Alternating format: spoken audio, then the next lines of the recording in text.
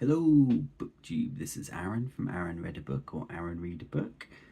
Doing Friday reads. I haven't done one in a couple of weeks again.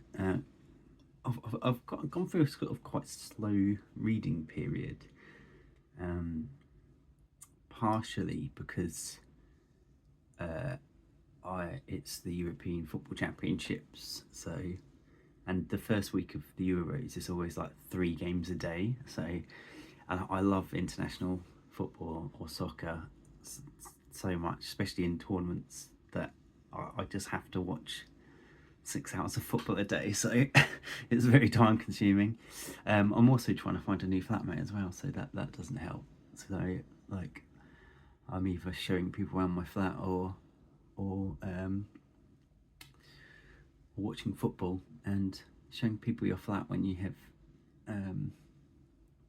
a flat full of books is either a very good or a very bad thing. Yeah, but this should be a fairly short Friday reads actually, because A, I haven't read much, B, I haven't bought any books, which is really weird for me. I normally have a little haul every time. Let's go through what I've read. I hadn't finished Imzadi when I last spoke, but I've finished that now. But I won't say any more on it because I already explained it last time. But I really enjoyed that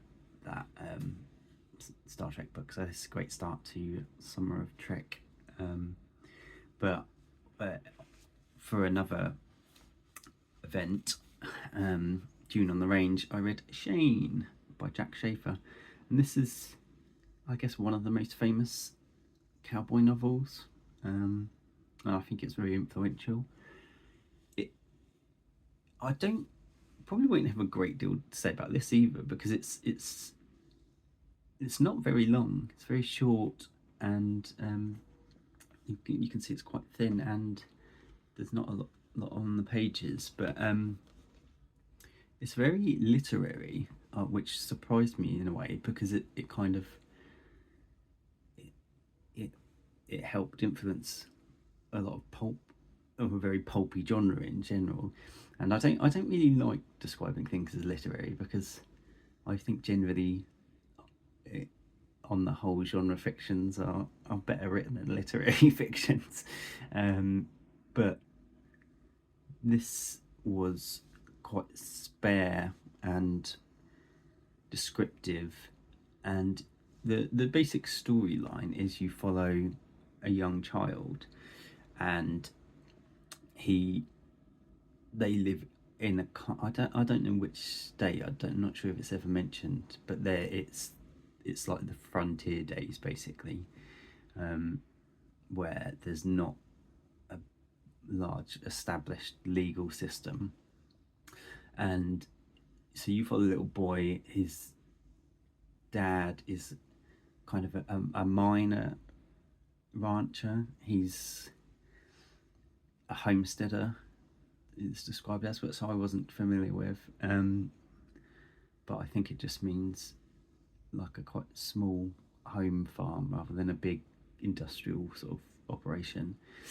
And his mother's there as well. And one day a stranger rides into town. They see him sort of riding down the road in the classic Western, almost Lawrence of Arabia way. You see him coming from the distance, and he's sort of a man in black, and he's very mysterious, and he just says, "Just call me Shane." And they get talking to him and invite him for dinner and stuff, as they do in the American South. And eventually they sort of just grow to like something about this man, so they invite him to stay for a while and work on the farm for the summer. And they slowly sort of fall in love with Shane. All the characters do. The dad, the mum, and the son. He's like a hero to the son. Just I don't really know why. He's sort of got a quiet power about him, and they can kind of tell he's sort of a dangerous man with perhaps a troubled past. But they've got their own trouble in that they're a small homesteader, and there's like a big cheese in the area. This guy who wants who wants to buy up all the land off all the homesteaders, and run this big industrial farm. And he had already scared off one of the father's ranch hands. It feels really hard to say ranch hand in an English accent. It's such an American term, and it's a very American feeling book, even though like all westerns are in a way, but it feels very American. But yeah, they've already, this local bigwig has already scared off one of the guys, but you get the feeling that Shane can handle himself, and that is basically what the novel is about. But yeah, very quite quiet and beautiful at times, but then with extreme violence. But I really enjoyed it. It was very nice. It's nowhere near as good as True Grit for me, but I love a bit of humour, and True Grit is funny. But yeah, and another very good western. So I haven't started any of my Louis L'Amours. I'm terrible with events. I just don't. After I've read one western, I can't read another one straight away unless I'm really in the mood for it. So I went to something completely different, and that was Nancy Mitford's Love in a Cold Climate. And I really loved this book. But I've loved pretty much everything I've read from the Mitfords in general. So this is kind of loosely a sequel to The Pursuit of Love, Nancy Mitford's first book. And in this Pursuit of Love, she kind of follows a family called the Radlets, based on her own family. But instead of including herself as a direct member of the family, she's like a cousin that comes to visit. So it follows her, but not in her name, but the character's clearly based on her. This time it doesn't focus on the Radlets, her family. It focuses on the Montdors, who are sort of richer, grander family neighbour that she is sent as a child to go stay with their child, Polly, who's this sort of outrageously beautiful girl, but very sort of apathetic towards her mother's wishes of marriage and things. But you do, I really love The Pursuit of Love that I read earlier in the year, and you do get cameos from some of the family members of the Radlets, especially the older children are all gone, which is the story of the first one, but the young children, who are particularly strange and based on her own family, do make lots of appearances, and they're really funny.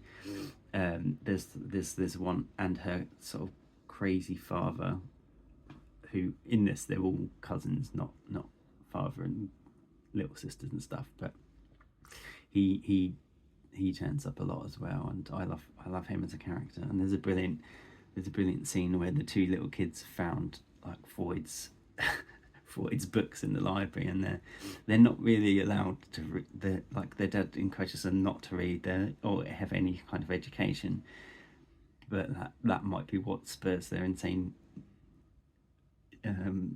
imagination, and that may be why the Mitfords became so literary, because their dad told them they weren't allowed to, basically. But they find Freud in the library and start psychoanalyzing everyone, which is very funny, from two little children. But yeah, you mainly follow Polly, the neighbour, Montdor, Polly's mum and dad as well, and their heir, who is living in Nova Scotia, and they've never met him. It's kind of strange that even in this time you could have an heir that you had no choice in naming, and so they know Polly is not gonna. It's very Jane Austen-y. They know Polly's not gonna inherit the house, but she can inherit all their art and everything. So she'll be outrageous. She's like outrageous. She'll be outrageously rich, but she won't have the house. And there's this Canadian boy that they've never met who's gonna inherit the title on the house of Lord Montdor. But yeah, Nancy Mitford's so good at like creating portraits of characters and making it funny. Like she's unbelievably good at it.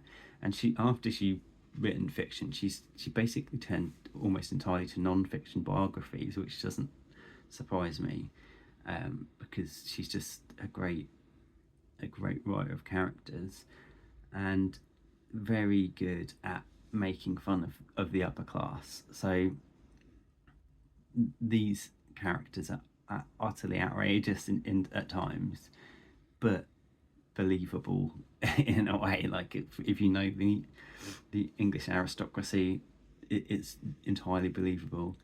But I just think she's one of the funniest writers I've ever read. I would say this one, I would never start with this one. I would always start with The Pursuit of Love to get a better picture of her own family. But this one's a lot looser on the plot. It's very meandering until at times, and then it ends quite abruptly. But she's not really a plotter. Like it's just following these sort of very silly people around and hearing about them. There is a third one that I need to. I've actually got it somewhere, but I need to read, which is Don't Tell Alfred, which is about, I think, finally focuses on her as a character and her husband, who's Alfred, who's an Oxford Don. And she also pokes a bit at Oxford, the establishment, in this as well. But yeah, very enjoyable, as usual with the Mitfords. I do want to start their letters as well now, but it's such a big book, I'm going to read it gradually. And something I'm still reading at the moment gradually is Boudica Dreaming the Eagle by Amanda Scott, my buddy read with Sarah. This I'm really enjoying so far. It feels very authentic. It feels weird calling something authentic that is about prehistory, because we obviously don't know for sure what it was like, but it feels like it's right. I don't know why, but very lovely writing as well. And the thing I've just started, but I'm actually flying through it because it's quite a quick and easy read, is Strange, Sally Diamond. I've forgotten what the author's name is. It's an Irish author, but I will put it here anyway. This reminds me a bit of Eleanor Oliphant is what's it called? Eleanor Oliphant is really fine, or something like that. Is fine. That because the main character's kind of on the spectrum, or even in this book, Strange Sally Diamond, the father's a psychologist, and he says there's no point labelling what you are. You have some issues. That's all you need to know. And basically, the start of this novel it's been very funny so far. It is her father dies, and they live in like a rural area of Ireland, and she has not really socialised with many people, and she is sort of on the spectrum and neurodivergent in some way. And her father dies, and they live alone, and he'd basically once said, "Oh, just put me out with the bins." So she puts his body in the bin and then then tries to burn it in the incinerator, and this gets discovered. Or well, she tells people because she doesn't know that it's wrong, and that causes a lot of issues that then bring up some mysterious elements of her past. So it's a bit like Eleanor Oliphant, but it also has this mystery element, which is very interesting so far. But I'm really enjoying it, and it is very funny. It's very funny so far.